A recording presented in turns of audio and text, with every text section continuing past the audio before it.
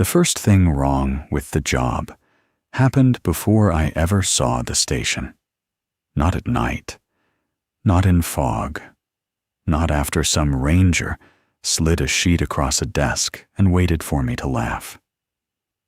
It happened in afternoon light, beside a trailhead with wet leaves on gravel, and one Park Service sign that should have been impossible to misunderstand. I had driven from Knoxville with my life in 2 duffel bags, groceries, and enough embarrassment to fill the passenger seat. Noah had gotten me the job, seasonal backcountry support, housing included. He made it sound like a reset instead of charity, which was kind of him and not entirely honest. That was Noah's gift. He could hand you a lifeline and make you feel like you were doing him a favor. His directions were simple. Take the service road past Balsam Gate. Do not stop at Caldwell Prong. If you see that name, keep driving until the second Cold Spring sign. I found the first sign at 3:42 p.m. Cold Spring Spur, 4.8 miles. Below it, bolted to the same post, was a newer metal plate. Caldwell Prong Loop, closed to public access. The words came back in Noah's voice, calm enough to sound casual and specific enough to feel rehearsed. There was no second sign. The gravel road ended at a chained gate 20 yards ahead. Beyond it, trees crowded close enough to scrape paint. A creek moved somewhere below, but the sound came from my left, then my right, as if water could not decide which side it belonged on. I checked his text again. Do not stop at Caldwell Prong. The woods were too still for September. No insects, no hikers, no wind, just the tick of my cooling engine and the click of the gate chain. Then the wooden arrow beneath Cold Spring Spur gave a dry creak, small and polite, like old wood settling in a house. I watched it turn. Not fast, just a few inches, enough to stop pointing at the service road and aim toward the closed trail. Someone must have loosened the bolts. I stepped out before I could talk myself out of it. Then I saw fresh mud on the post.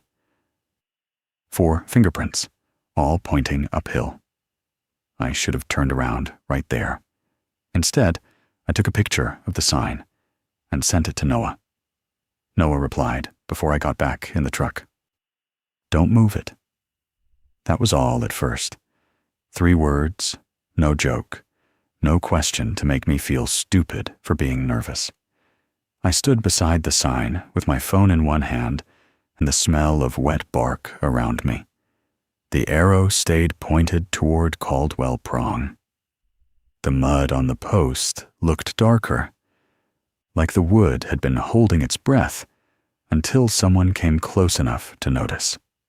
Then another message came through. Don't correct it. Don't write that name in your route log. Don't take another picture. Drive back half a mile. You'll see the Cold Spring marker on your right. My thumb hovered over the keyboard, but my hand had started shaking too hard to type. There had not been another marker. Noah knew me too well. If I argued, he would hear pride underneath the question. He had always heard that in me, even when we were 22, broke and sleeping in the back of his Subaru after weekend hikes because neither of us wanted to admit we couldn't afford a motel. Noah was the reason I had ever loved these mountains. He had also been the first person to teach me that a trail could look safe and still be lying. 3 weeks earlier, he had called while I was eating gas station noodles in my apartment and pretending I was not counting the days until rent came due. He did not ask if I needed help. He knew I would lie. He just said, Cold Spring needs seasonal support. housings covered. You're good with maps. You still remember how to shut up and walk. Only at the end had his voice changed. There are rules, he said, real ones. Back at the trailhead, that sentence settled into my stomach. I reversed half a mile. For the first 100 yards, there was nothing but wet gravel, rhododendron, and the same bend I had already passed. Then the shoulder widened. A brown sign stood there in fresh gravel, clean enough to look newly installed. Cold Spring Spur, 3.9 miles. The sign had not been there before. Beside it, pressed deep into the gravel, were Noah's tire tracks. They were heading uphill without me. That was when I understood Noah had not been waiting for me at the station. He had gone ahead to make sure something else was. Cold Spring Spur Station looked too ordinary for a place someone had gone ahead to prepare. That was what bothered me first. After the second sign, the road climbed through wet rhododendron and switchbacks, tight enough to make my tires spit gravel against the underside of the truck. Noah's tracks stayed ahead of me, clean and deep, until the road flattened beneath a low ridge and the trees opened around a squat, green-roofed building. There was no Noah, no truck, no wave from the porch, no friend leaning against the rail with that crooked grin, ready to call me dramatic for taking a trail sign personally. His tire tracks did not stop in a parking space. They crossed the gravel lot, curved once around the map cases, and ended at the station steps. Only the station waited there. It sat behind a gravel lot, bordered by stacked firewood, fuel cans, and 3 metal map cases bolted to posts like mailboxes. A weather mast rose beside the roof. Trail tools hung under a lean-to in careful order. Everything looked maintained, labeled, and boring in the way government buildings look boring when they are hiding something. That should have helped. Instead, the neatness made my skin tighten. Cold Spring was not built around comfort. It was built around maps. Inside, the first room had a long table under fluorescent lights, covered with laminated quadrangles, route sheets, grease pencils, and clear plastic overlays. The walls held district maps in different colors: public trails, service roads, search grids, historic parcels, fire breaks, water crossings. Every chair faced the maps, not the windows, not the radio, the maps. I set my duffel down and noticed a red metal drawer under the table. Its label read, "Route Logs, Lock before sunset." The drawer handle had fresh mud on it. 4 fingerprints, all pointing inward. I stood there longer than I should have, listening to the hum of the lights and the slow drip of rainwater and leaf wet from my jacket onto the floor. My phone had lost service somewhere below the ridge, but I checked it anyway. Noah's last message still sat open. "Don't write that name in your route log." Behind me, a door clicked. I turned too fast and knocked my hip against the table. A woman stood in the hallway with gray hair tucked under a ranger cap and a coffee mug in one hand. She looked at my muddy boots, then at the drawer, then at my face. "You're Eli Mercer," she said. I nodded. Her eyes moved once toward the map wall. "Then don't unpack yet," she said, "especially not in this room." She led me out of the map room like I had stepped into a quarantine area. Not hurried, not frightened, just careful. That was worse. The hallway smelled of coffee, wet canvas, and old paper. Lydia opened a side office with one narrow window facing the gravel lot and pointed to the filing cabinet. "Put your duffel there," she said, "not on the floor." I obeyed before I knew I had decided to. Her voice made obedience feel less like weakness and more like staying alive. Through the window, Noah's tire tracks still ended at the station steps. Lydia followed my eyes. He told you to come alone? He got me the job. That isn't what I asked. I did not answer. She took a laminated sheet from the desk drawer and laid it between us. District header, station code, revision date, initial boxes. The title read, Cold Spring Spur Evening Field Procedure. Not warnings. Procedures. That word comforted me until I read the first line. After 1,700 hours, do not correct trail signs, blazes, or distance markers unless 2 rangers confirm the same discrepancy from the same side of the junction. My mouth went dry. You saw one already, Lydia said. Yes. Did you move it? No. Photograph it? The question came too fast. I hesitated. Her expression did not change, but something in her eyes closed. Delete it before sunset. I looked down again. The rest of the sheet came in pieces. Low fog crossing slope. No coordinates for unmapped structures. Visual contact only beyond black-tipped stakes. Route logs locked before sunset. Maps closed overnight. Wildlife-facing junctions. Lost Acre camp marked as clerical mismatch. Every line sounded practical until my mind tried to imagine what accident had written it. These aren't here to keep you from getting lost, Lydia said. They're here to keep the park from accepting directions it shouldn't have. I looked back through the window. Noah's tracks had not changed. Lydia slid a key toward me. Your bunk is in the back, she said. You can unpack after we check whether Noah came back on the right service road. The right road? She lowered her voice.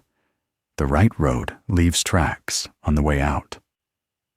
That was how my first hour at Cold Spring became my first field check. And for the first time, I wished Noah had waited there. The field check started at 4:31, which mattered because Lydia kept glancing at her watch. Not nervously, precisely. We left through the side door and followed Noah's tire tracks across the gravel. They were clear at first, 2 dark lines pressed deep by wet treads. Then, 10 yards past the map cases, they thinned into scattered patches, like the truck had grown lighter while climbing. By the time we reached the service road, the tread marks had narrowed into something too clean and too thin for a truck. Lydia crouched beside one mark and touched the gravel without disturbing it. Did Noah drive a state truck today? I asked. He signed one out. That a yes? That means it should have come back. She stood before I could ask what that meant. The road bent into rhododendron, where the afternoon light had already begun to flatten. It was not dark yet, but every hollow seemed to fill with shadow before the ridge above it lost sun. My boots slipped on wet leaves. Somewhere below us, water moved over stone. At the first junction, Lydia stopped. A wooden arrow marked Cold Spring Spur pointed left. The station was behind us. Left went downhill. Lydia did not touch the sign. She took one step back, lined herself with the trail, and looked past the arrow into the trees. What time is it? She asked. 4:48. Good. Good? Before 5, we can still confirm. After 5? She looked at the arrow, but did not touch it. After 5, confirmation becomes correction.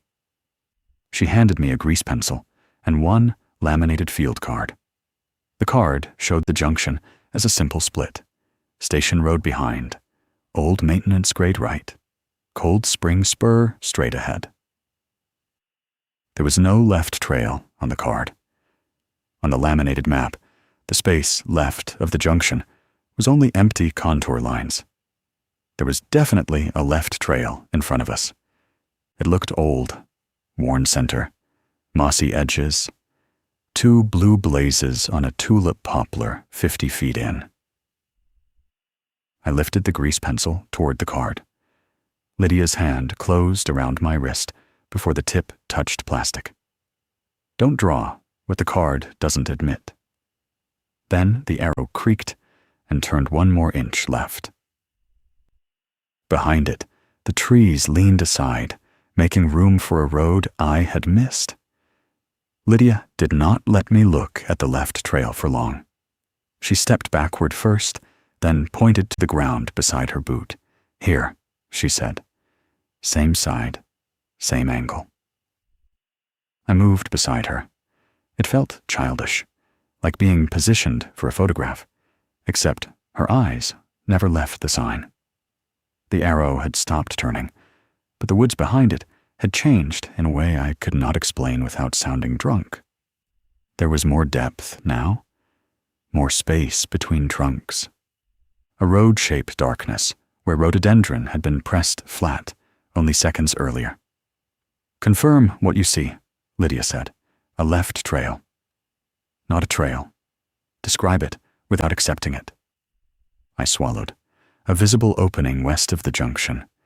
Blue blazes, worn center. No match on field card. Good. She took the grease pencil from me and wrote only 2 words on the edge of the plastic. West discrepancy. Nothing else. The moment she finished, the blue blazes on the tulip poplar darkened, as if wet paint had soaked back through old bark. Lydia saw it too. Her jaw tightened. Now we leave. What about Noah's tracks? They're not on our side anymore. I looked down. She was right. The thin tread marks we had followed ended at the junction. Beyond the wrong arrow, on the left trail that did not exist on the card, the gravel held 2 fresh tire lines, clear and heavy again, leading into the trees. My first instinct was to step after them. Lydia caught my sleeve. Rule 1, she said. We confirmed it. No. We confirmed a discrepancy. We did not correct the junction, name the route, or follow what appeared after confirmation. That was the first time I understood the rules were written around loopholes. Not legal loopholes, survival loopholes. A soft scrape came from the signpost. The Cold Spring arrow turned back toward the station. For 1 second, I felt relief. Then something pale slipped from behind the post and landed in the leaves. A folded permit tag. One corner had a child's blue crayon mark on it. A lopsided bear. Lydia stared at it like it was worse than the trail. I picked it up before she could stop me. For the first time since I met her, Lydia looked frightened. 4 names were written inside. Sutter family. Destination. Lost Acre camp. Lydia did not reach for the permit. She reached for my wrist. Her grip was not hard, but it stopped me completely, the way a hand on your chest stops you at the edge of traffic. The folded tag lay open between my fingers. Damp paper. Soft corners. A blue crayon bear drawn by a child who'd probably been bored in the back seat. Put it down, Lydia said. I looked at the names again. Ben Sutter, Claire Sutter, Willa Sutter, Owen Sutter. 4 people reduced to block letters, and a destination that made Lydia's face go still. Lost Acre Camp, I said. Her grip tightened. Don't say it twice. The woods around the junction felt suddenly larger. The wrong trail had stopped looking like a path and started looking like an invitation with trees on both sides. Behind us, the service road back to Cold Spring looked ordinary enough to trust, which made me trust it less. "They're missing?" I asked. "They're not supposed to be here." "That's not the same thing." "No," Lydia said. "It's worse." She took the permit from me, using only 2 fingers, like it might stain her skin. Then she checked the stamp at the bottom. Her jaw moved once. I saw the date before she folded it. September 18th, 2009. "That's almost 15 years old," I said. 14 years and 11 months. "You knew the date?" Lydia did not answer. Back at the station, she made me wash my hands before touching anything in the map room. Not because the permit was dirty, because, she said, paper carried habits. I thought she meant mold, pollen, old ink. I wanted her to mean those things. She placed the tag on a blank incident tray and opened a metal cabinet marked Visitor Permits Active Season. There were no Sutters. She checked cancellations. Nothing. She checked backcountry reservations. Nothing. Then she pulled out a red ledger from a locked drawer under the desk, the kind of paper book no one uses unless computers have become part of the problem. The ledger smelled faintly of mildew and cold smoke. Most of the pages were dry. The page with the Sutter entry was not. There, written in blue ink on paper that should not have existed, were the same 4 names. Sutter family, party of 4. Destination, Lost Acre Camp. Beside the entry, in Noah's handwriting, someone had written one instruction. Classify as clerical mismatch. Clerical mismatch was what the Park Service called a problem, when calling it missing people would make the wrong office responsible. Lydia said the words like she hated them. She locked the red ledger open beneath one palm and pulled a yellow form from the drawer with the other. The form was pre-printed, official, and almost insultingly plain. Wrong campsite code, outdated permit, duplicate name, visitor routed to alternate site. No search initiated. I read the last line twice. No search initiated, I said. Lydia did not look at me. Not from this station. That family had children. I saw the bear. The answer was quiet enough to stop me. Outside, the afternoon drained out of the gravel lot. The map room lights hummed overhead. Noah's tire tracks still ended at the steps, but nobody mentioned them. It felt like the station had too many emergencies, and only enough language for one. Lydia filled in the form. Sutter family. Party of 4. Clerical mismatch. Then her pen hovered over the destination line. I remembered the rule sheet. If a visitor presents a reservation for Lost Acre Camp, mark clerical mismatch and do not search the name digitally. You're really filing it like that? I'm keeping it from becoming searchable. They could still be out there? They are out there, she said. The certainty in her voice made the room feel colder. Lydia closed the form without writing the destination. That was when the radio on the far desk clicked once. Not a call. Not a voice. Just a burst of static. Then half a second of childlike audio buried under it, bright enough to sound recorded and wrong enough to make Lydia stop breathing. Then the printer beside the computer woke by itself. One sheet slid out. A modern backcountry reservation confirmation.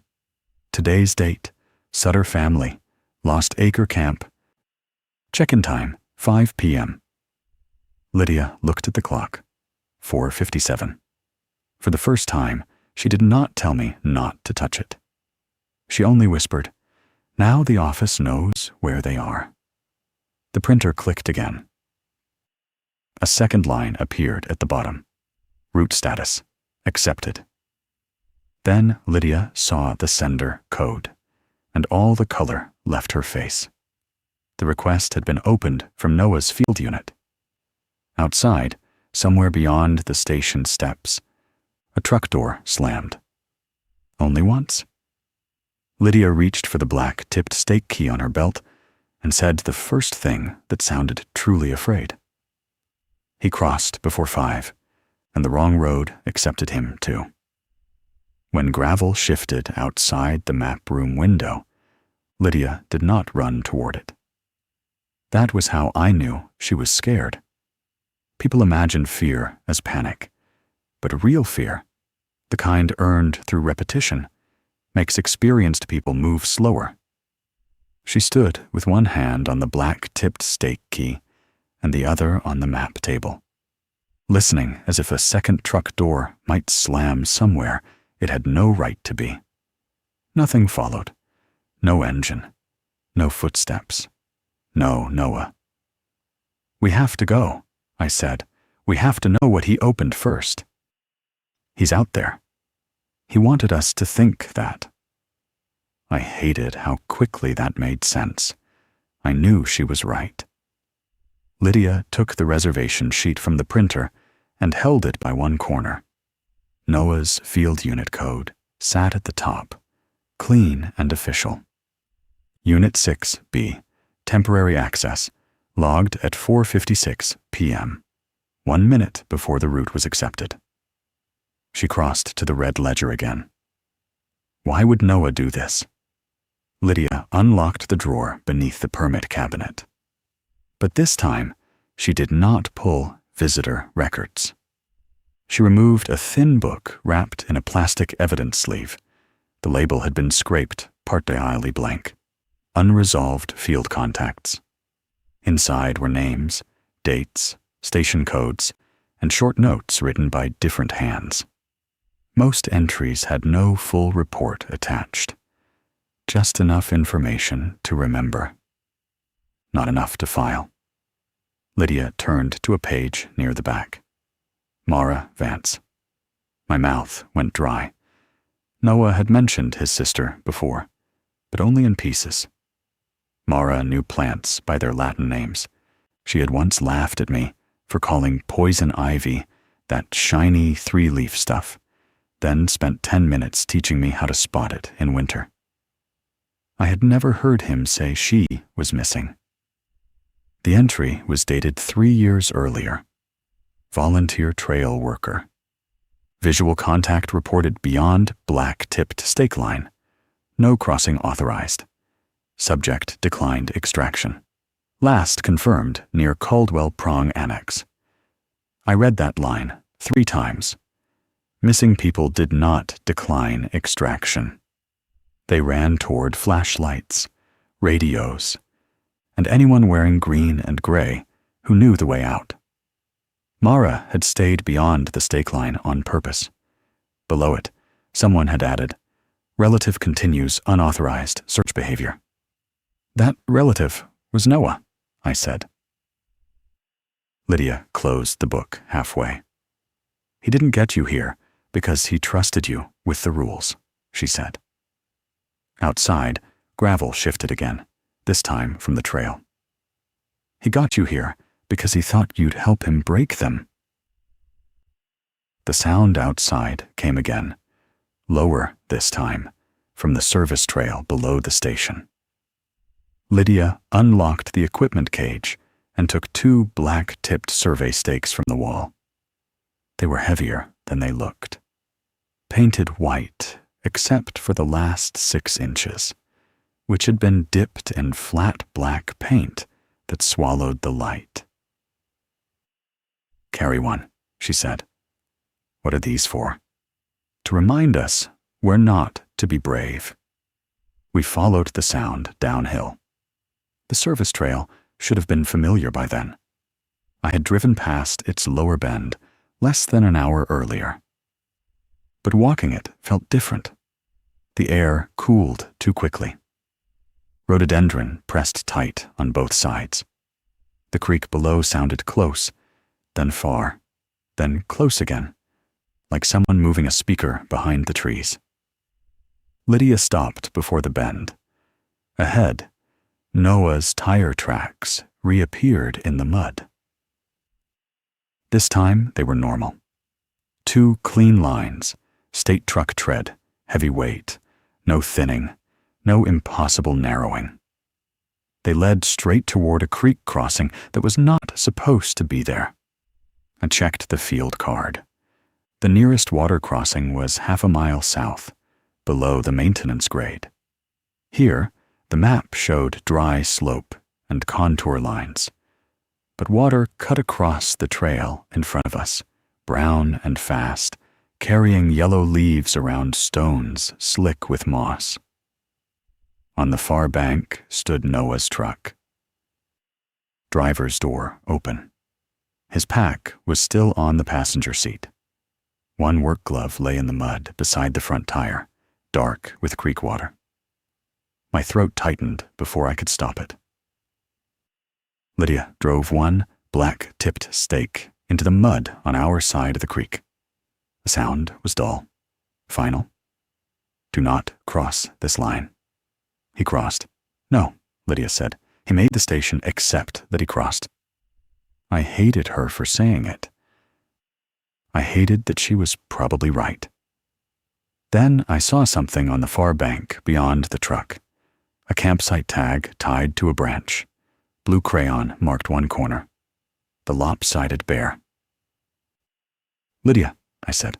I see it. Past the truck, between the trees, a narrow trail climbed away from the creek. Not fresh, not broken. Old, worn, waiting. A figure moved at the top of it. For 1 second, I thought it was Noah. Then the figure raised one arm, small and thin. A child. My boot had already left the mud before Lydia's hand closed on my sleeve.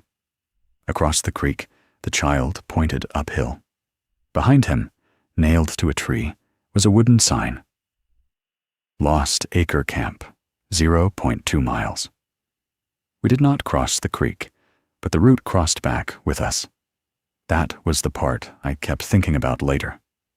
Lydia drove the second black-tipped stake into the mud, took one last look at the child on the hill, and made me walk backward until the creek vanished behind rhododendron. She did not explain the child. She did not say Owen Sutter's name. She only kept one hand on my sleeve until the station steps were under my boots again. Inside, the map room felt brighter than before. Too bright. The fluorescent lights flattened everything into paperwork and plastic.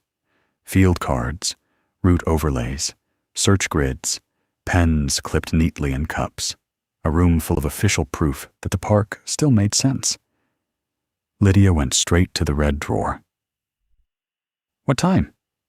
5:22. Then nothing handwritten stays out. She gathered the field cards, the yellow clerical mismatch form, the reservation printout, and the damp permit tag. Each went into a separate folder. Each folder went into the drawer. Then she locked it and pulled every wall map shut behind its glass cover. What happens if you leave them open? I asked. Lydia looked at the locked drawer. They start helping. Then I looked down at my notebook. It was not a route log, not officially, just my cheap spiral notebook. That was why Lydia had missed it.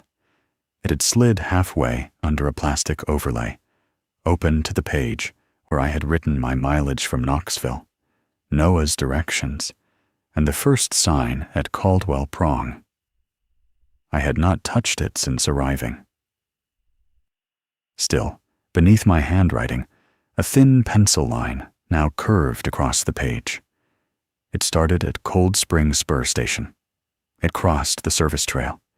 It crossed the creek that did not exist. Then it climbed toward 3 words I had never written. Lost Acre Camp. My stomach dropped. The line was not finished. As I watched, the graphite pressed deeper into the paper, slow and careful, as if the page itself were remembering a route my hand had refused to draw. Then a second line appeared beside it, a smaller route, a child's route. At the end of that line, in block letters that looked almost like mine, someone had written, "Owen waited here." Lydia saw it over my shoulder. For the first time all evening, she reached for the notebook like it was a live wire. "Close it," she said, "before it tells you where he went." Lydia did not call dispatch. She called June Calloway.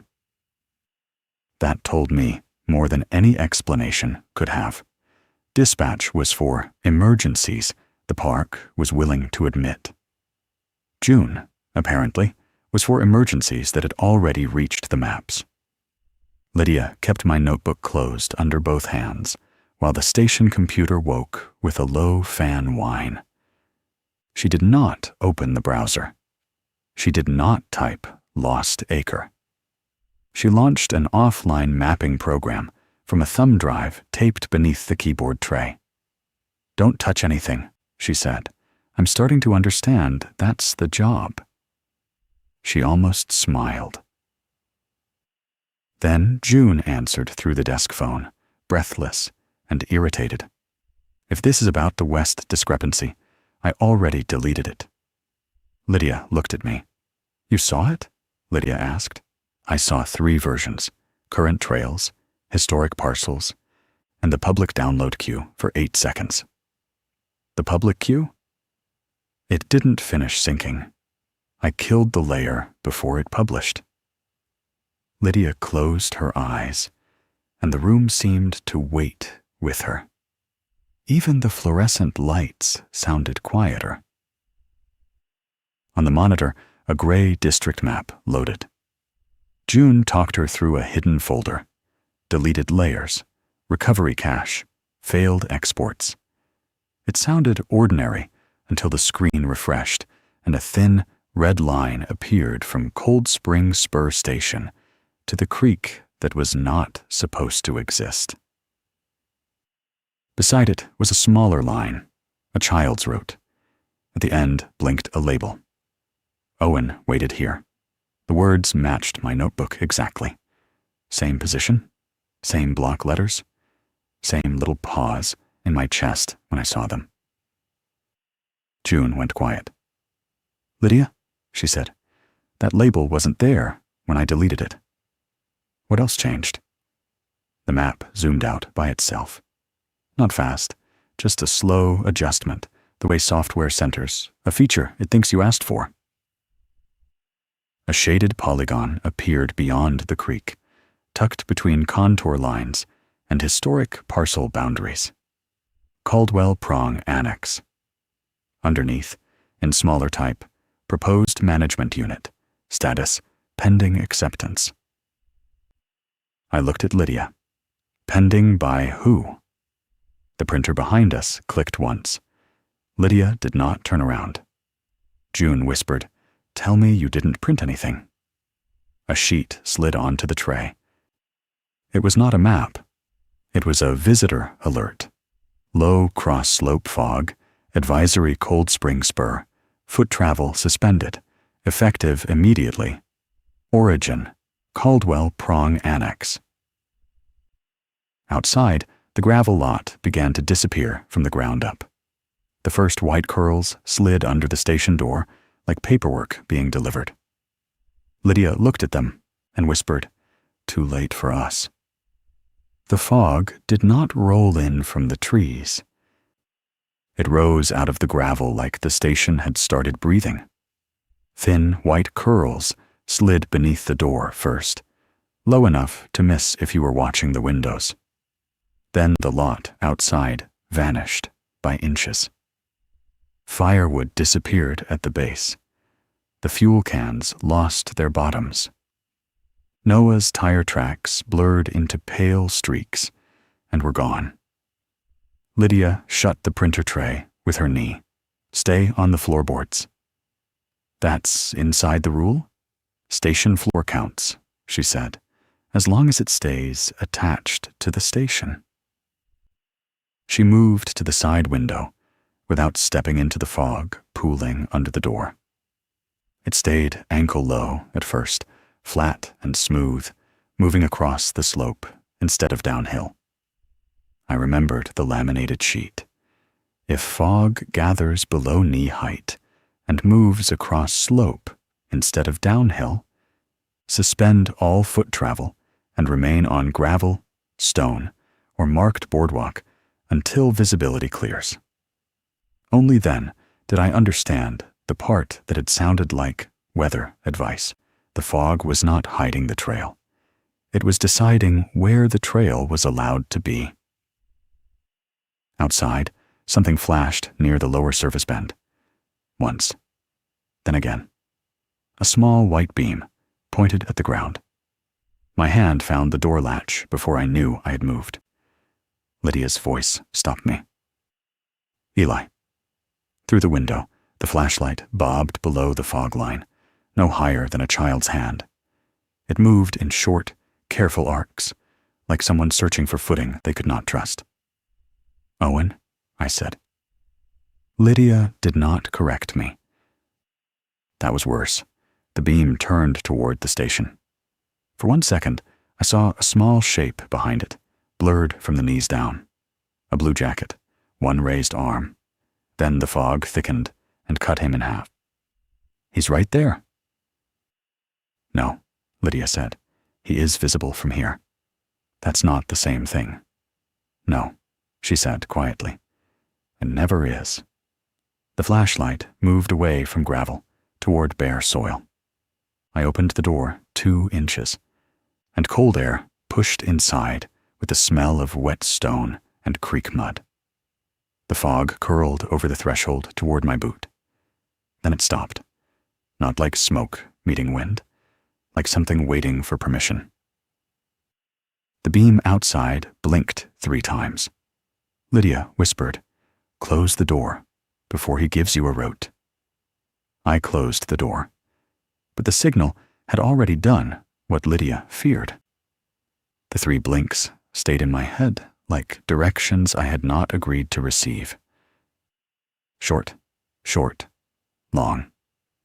It was not SOS that bothered me more. A random child would have flashed panic. This felt like punctuation, like the end of a sentence I had not heard the beginning of. The fog did not need to drag me outside. It only needed to make me feel like I had been given enough information to help. Lydia locked the door and slid a towel against the threshold. Do not answer a signal by moving. I didn't. You opened the door.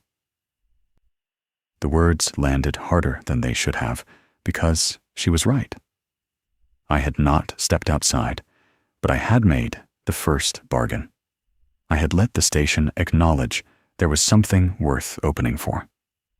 Then I heard the creak, not outside the front door. Behind us.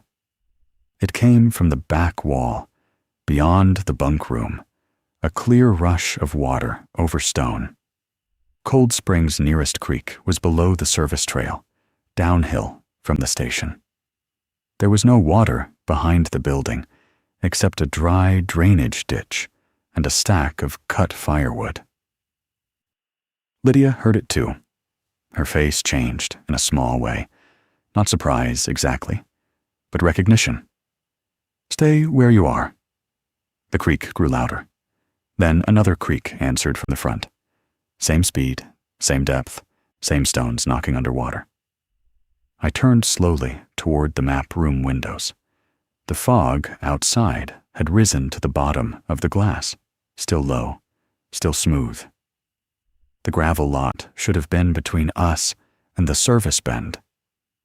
Instead, through the white sheet of fog, I saw water glinting on both sides of the station.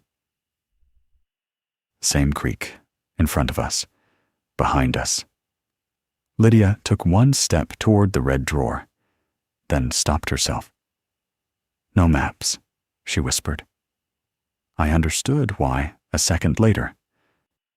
The wall map behind its glass had begun to bead with moisture from the inside. Thin streams ran over contour lines, following routes that had never been blue before. One stream curved around the station. Another crossed through it.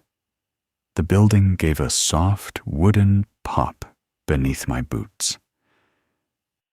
Not loud, just enough to remind me that floors only counted as safe as long as they stayed attached to the station. Outside, Owen's flashlight blinked again, this time from both sides of the building. By morning, the creek was gone. The map behind the glass was dry. The gravel lot had returned. Noah's tire tracks were still missing, but the station stood where it was supposed to stand, and somehow that made the night feel harder to prove. Only the deer remembered where the creek had been. There were 6 of them at the lower service bend, standing shoulder deep in pale morning light. They did not graze. They did not flick their tails.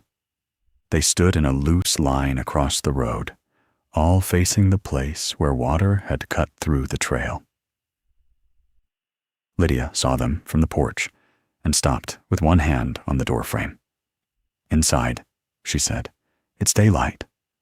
Inside. I stepped back without arguing. That told me what the night had done to me. From the window, the deer looked almost peaceful. Brown bodies, black noses, breath faint in the cold. The kind of scene tourists pull over to photograph because danger looks harmless when it has soft eyes. Then one deer turned its head. Not toward us, towards the junction. The others followed one by one until all 6 were staring uphill, past the service road, towards a place where the wrong arrow had turned. The same junction Noah's tracks had chosen before they became something else. Lydia checked her watch. I knew which rule she was counting. If deer, bear, or elk stand facing a trail junction for more than 30 seconds, close that junction until morning and do not pass between the animals. 30 seconds? I asked. 28. The deer did not move. At 30, Lydia picked up the radio, then put it down again. No radio? Not yet. Why? Because if I close it officially, the closure has to name what it's attached to. A 7th deer stepped from the trees. An 8th. One came from the station road. One came from behind the map cases. I had walked past those cases 10 minutes earlier. There had been nothing behind them, except gravel, weeds, and metal lids catching morning light. Now a deer stood there, like it had been waiting inside the space between maps. The air changed after that, like every bird had left at once. Then the wooden sign at the junction turned until it faced the deer. Lydia whispered, "They're not blocking the road." The deer lowered their heads. "They're watching it open." The junction did not open all at once. At first, nothing happened except the deer, standing with their heads lowered, watching the wooden arrow, like people waiting for a door to unlock. Morning light sat clean on the gravel. The station wall behind me still smelled of wet pine and old coffee. Everything should have felt safer, because we could see it clearly. That made it worse. Lydia kept her hand near the radio, but did not pick it up. Do we close it now? Not while they're standing there. Because of the rule. Because the rule says not to pass between them. The deer were not only in the road anymore. Some had moved closer to the shoulder. 2 stood near the map cases. 1 had stepped onto the station side of the bend. They had made a loose ring around the lower junction, leaving the road visible but unusable, like a place marked off by animals instead of tape. Then the signpost shifted. The arrow for Cold Spring Spur twisted back toward us. The old maintenance grade sign turned right. A third arrow pushed out from behind the post. Not swung. Pushed, like it had always been there, hidden inside the wood, waiting for enough witnesses. Its face was gray with age. The letters had been burned in by hand, not routed, like Park Service signs. Caldwell Prong Annex, Service Access. Lydia inhaled once. I had never heard breath sound like surrender before. That's not on the card. No? Is it real? She looked at the deer. It's being offered. The third path appeared behind the sign, slowly, filling in from front to back. First gravel, then roots, then 2 black-tipped stakes leaning inward on either side, old enough that moss had grown over the paint. Past them, half hidden in laurel, sat a rusted metal survey box.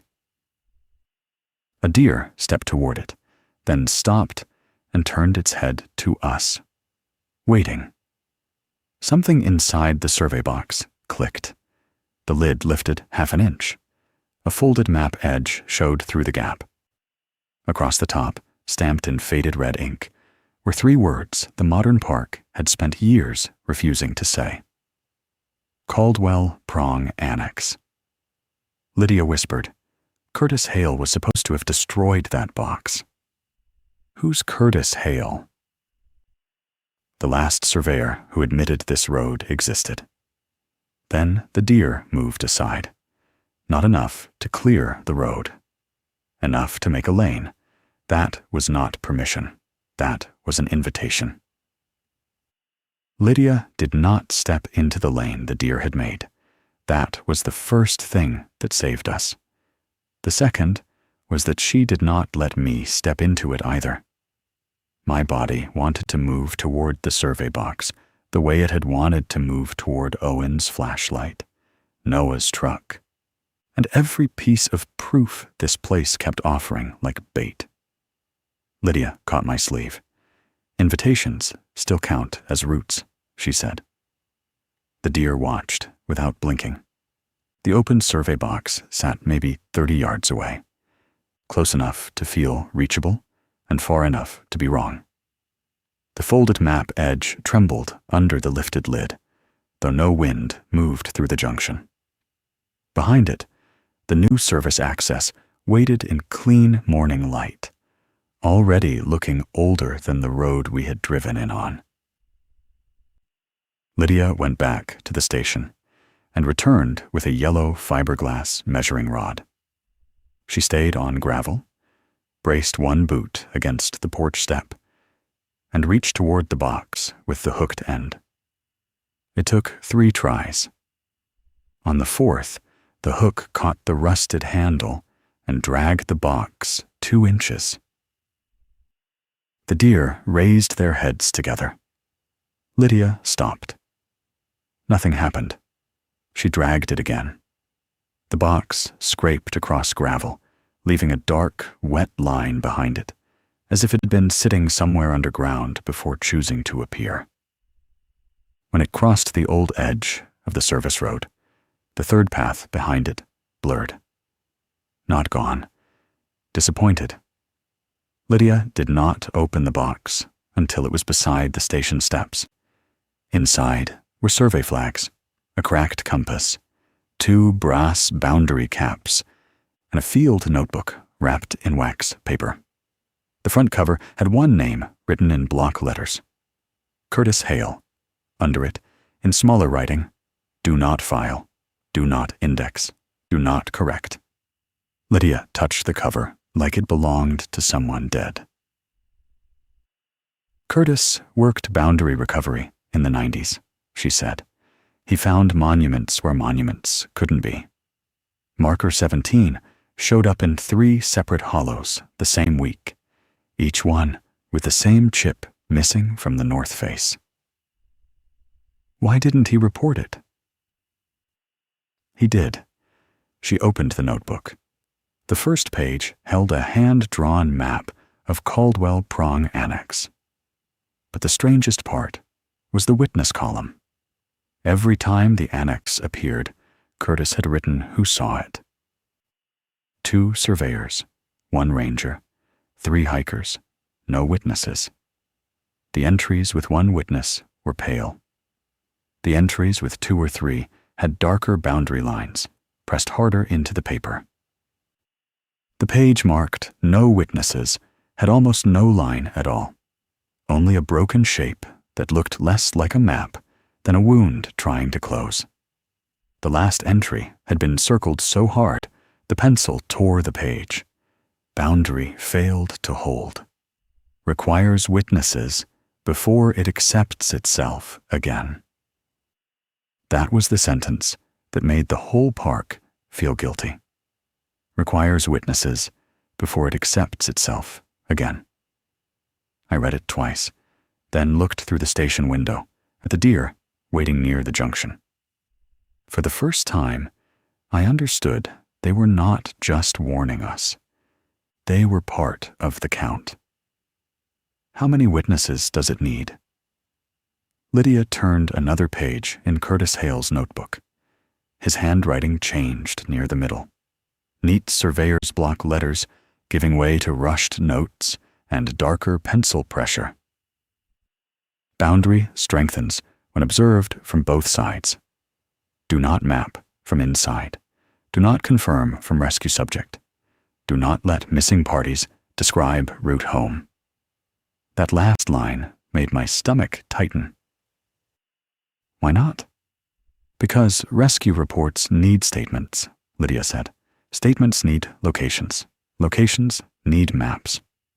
And maps make it real. She looked tired when I said it, like she had been waiting for me to hate the answer. Curtis had drawn Cold Spring Spur Station in the margin, not as an office, as a gate. The map table, the red drawer, the glass-covered wall maps, the black-tipped stakes, every ordinary part of the station had been placed to contain sightings without fully denying them. It had not been built to help rangers find the annex. It had been built to keep rangers from helping the annex find the park.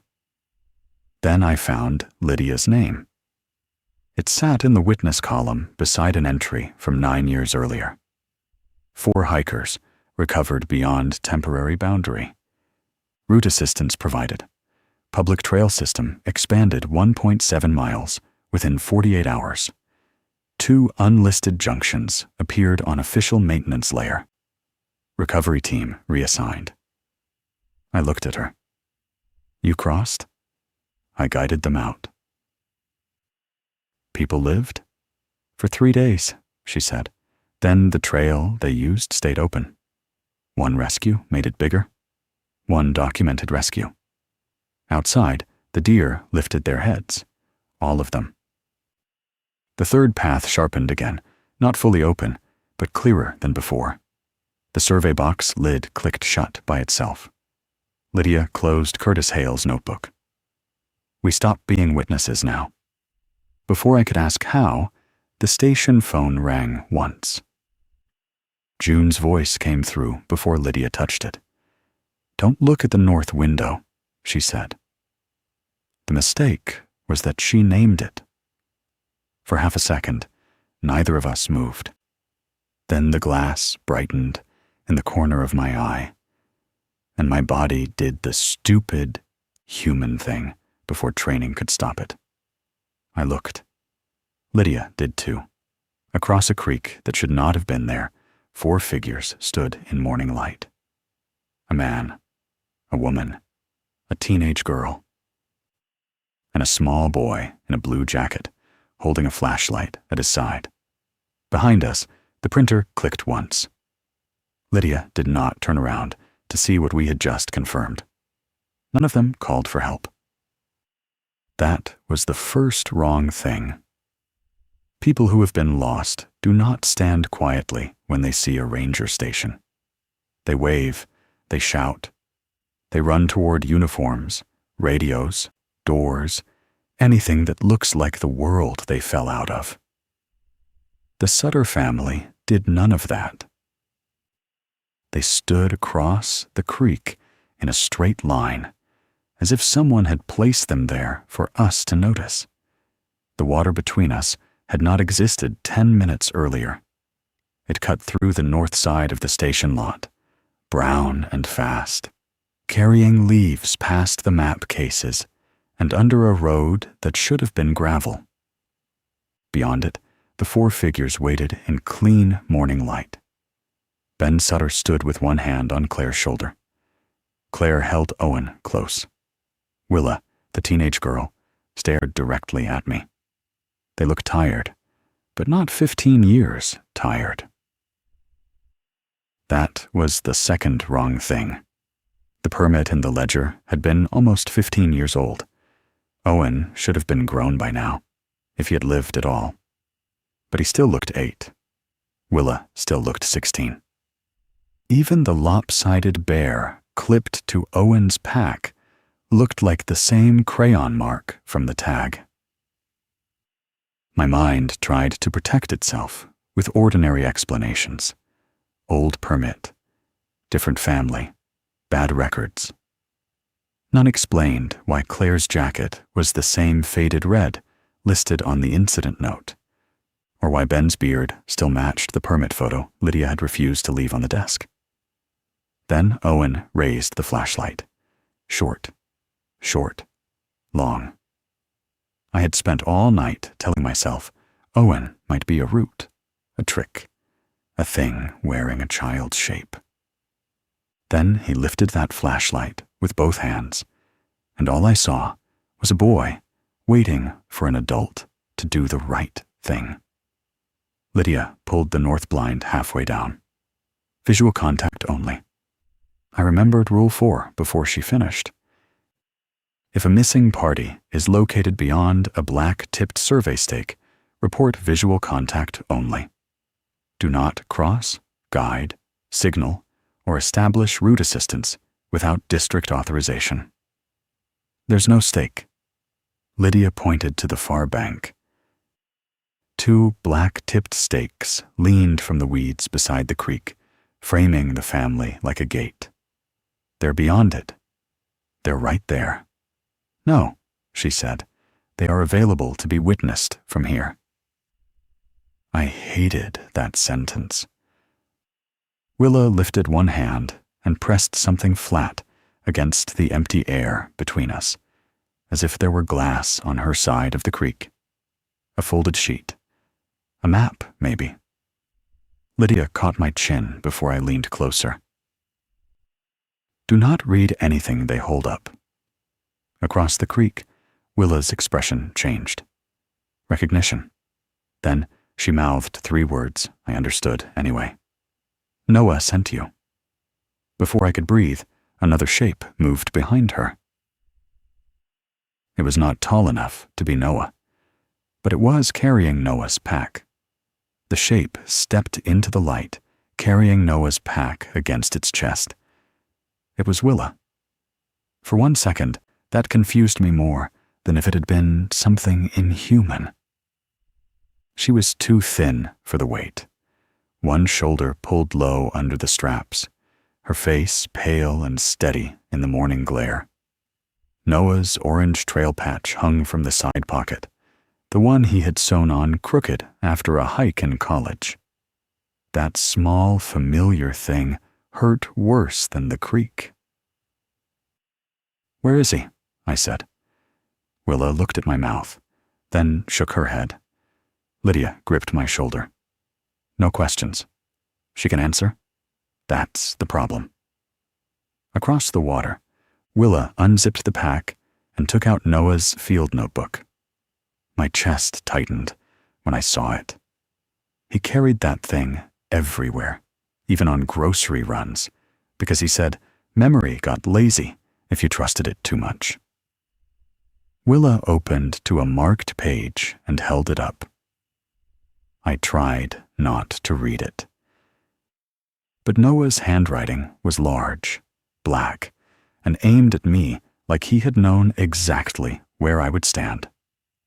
If you see them, the rules are already working against you. Mara is still inside. They won't trade without a witness from our side. I'm sorry. For a moment, the creek, the deer, the maps, even Lydia's breathing all dropped away. Noah had not come here to rescue the Sutters. He had come to use them. My throat felt tight enough to close. I thought of him calling me from my apartment, making the job sound like mercy. I thought of his easy smile, his jokes, the way he knew exactly how to offer help without making me feel. He had known I would come. He had known I would look. He had not picked me because I was brave.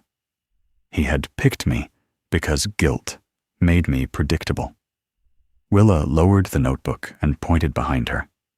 Past the family, beyond the black-tipped stakes, the trail rose toward a clearing that had not been there before. At its edge stood another figure. This one was tall enough. Noah. He looked dirty, exhausted, and impossibly relieved to see me. One hand was wrapped in cloth. The other held a black-tipped stake, like a walking stick. He did not shout. He did not wave. He only mouthed two words. I'm sorry. Then he turned the stake sideways and laid it across the trail. Behind him, the clearing filled with tents. Some were new enough to shine. Others had collapsed under leaves and returned halfway to soil, with permits still clipped to their guy lines. Not 4, dozens. That was when I understood. Lost Acre Camp was not a campsite. It was a waiting room. The tents beyond Noah did not sit like a campground. They stood in uneven rows under the trees, some bright with modern nylon, others sagging under years of leaf rot. A few had permit tags clipped to the lines. Some tags were clean. Some had faded until the ink looked almost washed out of existence. All of them carried the same stamp, Lost Acre Camp. Lydia saw me looking. Don't count them, she said. I stopped at 9. Across the creek, Willa still held Noah's notebook. Behind her, Noah lowered his eyes, like he could feel me understanding what he had done. He had not just found the Sutters. He had found a place full of people the park had trained itself not to admit. The red ledger lay open on the table behind us. I turned before Lydia could stop me. The Sutter entry was still there, damp around the edges. At the bottom of the page, beneath Noah's old instruction, was a reservation stamp. I had seen Park Service stamps before. Date, district, campground code, permit number. Boring ink meant to make travel official. This one was wrong. The circle around the date was too dark. The letters did not say Great Smoky Mountains National Park. They said Caldwell Prong Annex. My throat tightened. Lydia? I know. You said not to search it digitally. I said that because the paper system is slow. Paper misplaces things. Paper can be locked in drawers. Paper can be ignored. And digital? Digital shares. The printer clicked behind us. No paper came out. Not yet. Lydia pointed at the stamp without touching it. That mark doesn't reserve a campsite, she said. It holds a place in line. For what? She looked across the creek at the tents. For the park to admit they were ever there. On the far bank, Noah lifted one hand, not waving, not begging, just asking me to keep watching. That was when I understood. Noah had not been looking for a way into Lost Acre. He had been looking for proof that Mara still had a place in line. Behind him, one tent flap opened. A woman stepped out, then a man, then 2 children in clothes from a decade I recognized only from old photos. All of them turned toward the station. All of them waiting to be seen. Then Willa pulled something from Noah's notebook and pressed it flat against the invisible barrier between us. A folded trail note. The handwriting was smaller than Noah's, cleaner. At the top, beside the same dark stamp, was one name, Mara Vance. I knew Noah's handwriting. This was not his. Mara's letters were smaller, cleaner, written by someone who had learned to make field notes fit inside narrow margins. Even from across the creek, I could see the care in them, the steadiness, that hurt. A panicked person does not write like that. Willa held the trail note against the empty air between us. The paper flattened there, trembling slightly, as if pressed to glass none of us could see. I leaned forward before I could stop myself. Lydia caught my jacket. Not from there. It has Mara's name. That is why not from there. Across the creek, Noah's face changed. He knew exactly what Lydia meant. He shook his head once, sharp and desperate, then pointed to the note again. Read it. He mouthed the words like a command. For the first time since I had seen him on the other side, I hated him more than I missed him. Lydia backed away from the window and opened the red drawer. She did it slowly, with both hands visible, like the room itself needed proof she was not panicking. From the bottom folder, she pulled a sealed evidence sleeve. Inside was a photocopy of the same trail note. Mara Vance, same dark stamp, same careful handwriting. Noah doesn't know we have this, Lydia said. Why didn't you show him? Because he would have done exactly what he did anyway. She laid the sleeve flat on the table. Mara's note began without greeting. If I am beyond the black stakes when you find this, do not guide me out. I stopped breathing for a second. Below that, she had written, I crossed with 3 others. We followed a visible route back toward Cold Spring. Every time we named a landmark, the trail behind us stayed. Every time someone described a turn, the turn remained.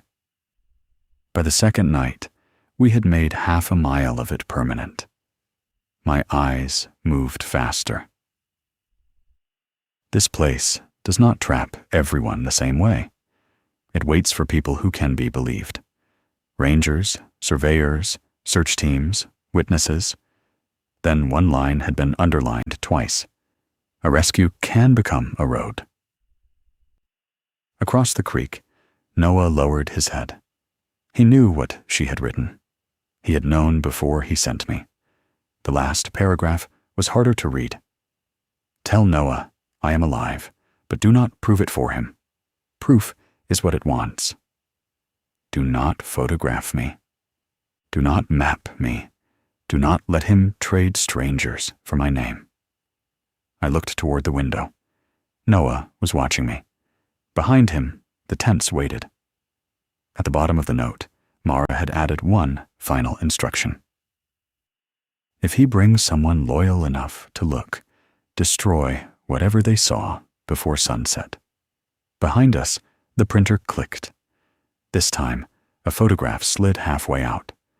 No one in the station had taken one, and before Lydia could reach it, I saw enough of the image to understand why Mara had told us to destroy proof. It showed the north window. It showed me looking out. Lydia moved faster than I had ever seen her move. She snatched the photograph from the printer before it finished sliding out. But the damage was already there. Wet black ink, glossy paper, the north window, my shoulders framed from behind, the creek beyond the glass, the Sutter family on the far bank, and past them, Noah. Past Noah, the tents, dozens of them. The photograph showed more than I had seen with my own eyes. That was what made it dangerous. Lydia turned it face down on the table. Don't look again. I already did. Then don't let it teach you. The printer clicked a second time. A new sheet pulled itself inward, slow and deliberate. Lydia ripped the power cord from the wall. The printer kept working. Not loudly, not violently, just steady, as if electricity had become optional once the station had accepted the image. The next photograph slid out halfway. This one was closer. No window frame, no station wall. Just the far bank, clear enough to count faces. I saw Willa's hand, Owen's flashlight, Noah's injured wrist. Behind him, a tent flap had opened, and inside the shadowed entrance stood a woman with Mara's posture. Not her face. Not fully. Just enough for my heart to betray me. I reached for the print. Lydia slapped my hand down. That's what it wants. That might be her. That is why it chose her shape. Across the creek, Noah saw the photograph in the tray. Even through the glass, I could see him understand. His face changed from desperation to hope so quickly it hurt. He pointed at the printer, then at me. Proof. I heard the word without him saying it. Proof that Mara was alive. Proof that the Sutters were real. Proof that Noah had not invented grief into madness.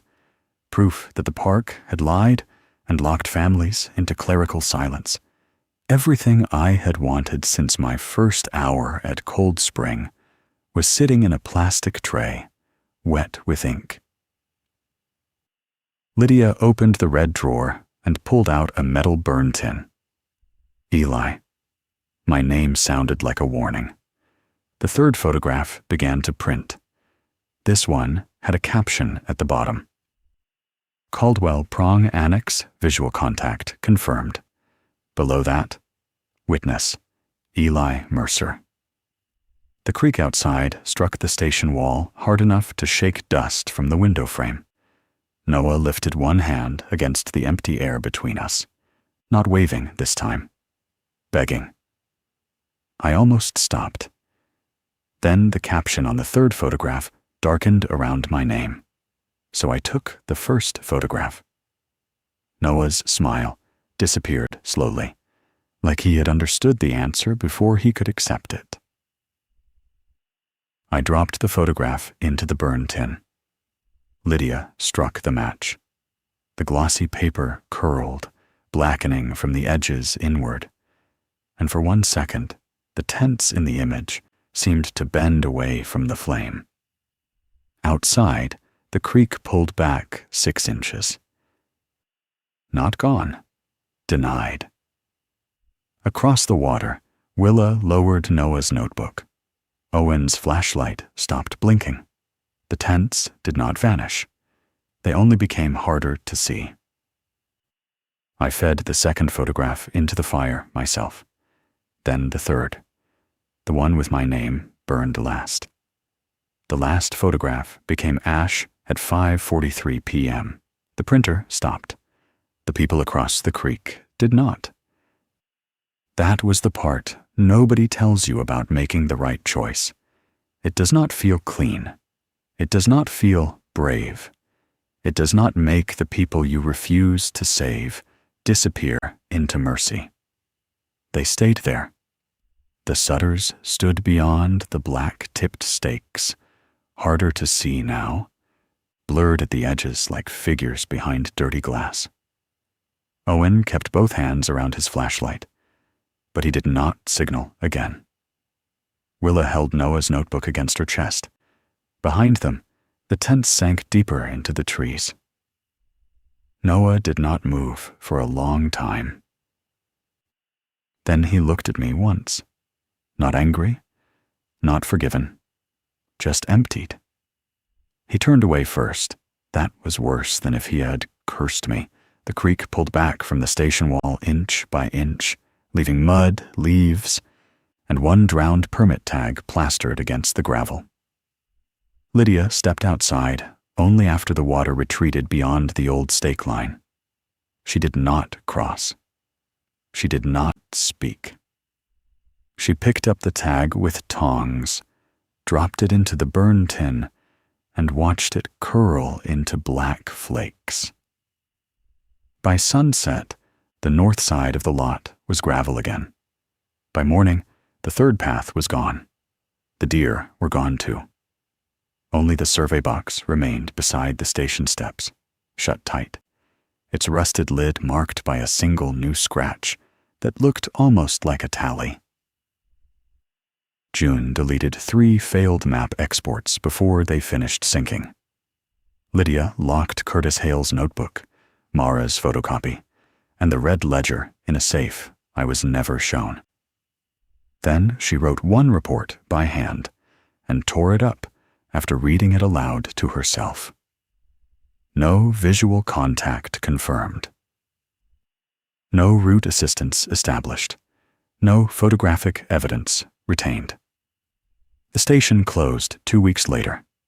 Officially, Cold Spring Spur had suffered foundation damage from flooding. Lydia Crow retired early. June transferred out of GIS. Deputy Arlen told me to stop asking questions if I ever wanted to work in public land again. Noah Vance was listed as resigned. Not missing, resigned. That was the last lie the park gave him. I left the Smokies before the leaves turned fully red. I took no photos. I kept no maps. I deleted every message from Noah except the first one, the harmless one, the one where he told me about the job and said housing was covered. I told myself that was not proof, just grief. 3 months later, I went back once. Not to Cold Spring. That road was gated, and I was not stupid enough to test whether gates still meant anything there. I went to the visitor center with tourists around me and children pressing pennies in the machine by the gift shop. It was bright, crowded, safe in the way public places pretend to be safe. A new wall map hung near the trail permits desk. I almost walked past it. Then I saw the blank place between contour lines. Not a trail, not a campground, just a pale gray management boundary, thin enough to miss unless you had once burned your own name off a photograph. Caldwell, Prong, Annex. Under it, in smaller type, future public access, under review. No one else reacted. A boy beside me pointed at the map and asked his mother if they could camp there someday. She told him, maybe. I looked for Lost Acre Camp. It was not marked. That should have comforted me. Then I noticed the children's activity table beneath the map. Crayons, brochures, junior ranger booklets. On the top brochure, someone had drawn a small blue bear in the margin. Lopsided, one ear too big. Exactly like Owen's. I did not touch it. I did not take it. I stepped back until I was no longer close enough to read the map clearly. Then I left through the front doors with my eyes on the floor, because some places do not need roads. They only need someone to look long enough to believe they are almost there.